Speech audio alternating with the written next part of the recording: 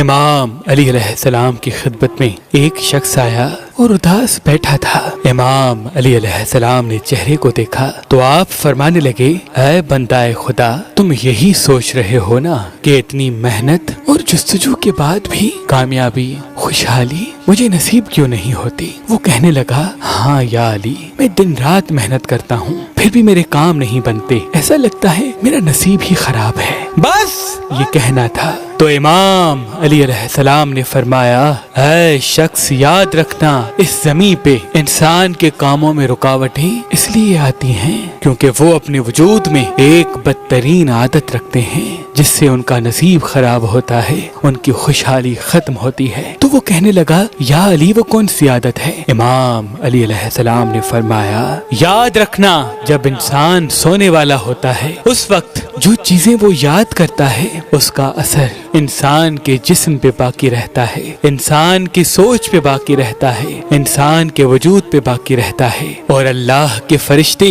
جب آسمانوں سے زمین پہ آتے ہیں اللہ کے حکم سے ہر گھر کو چکر لگاتے ہیں اور ہر انسان کا رزق جو اسے آج کے دن میں ملنا ہوتا ہے وہ تقسیم کرنے لگتے ہیں۔ لیکن جو انسان کسی انسان کے لیے برا سوچ رکھ کے سویا ہوتا ہے، کسی انسان کی بری باتیں یاد کر کر کے سویا ہوتا ہے، اس کے وجود میں برائی کو دیکھ کے اللہ کی دربار میں عرض کرتے ہیں کہ اے اللہ، یہ وہی بندہ ہے جو تیری مخلوق کے لیے برا سوچتا ہے، تیری خلقت کے لیے برائی رکھتا ہے، تو یوں اس کا رزق جو اس انسان کے نصیب میں ہوتا ہے اس سے وہ انسان منحرف ہو جاتا ہے۔ یاد رکھنا، اگر تم چاہتے ہو کہ تمہارے رزق میں فراوانی ہو، خوشحالی تمہارے ساتھ رہے، کاموں میں کوئی رکاوٹیں نہ آئیں، تو رات کو سوتے وقت اللہ کی ہر خلقت کے لیے اچھا سوچ کے سو۔ اگر کسی نے تمہارے ساتھ برا بھی کیا ہے تو اس کے لیے بھی اچھا سوچ کے سو، کیونکہ جو چیزیں تم سوچ کے سو گے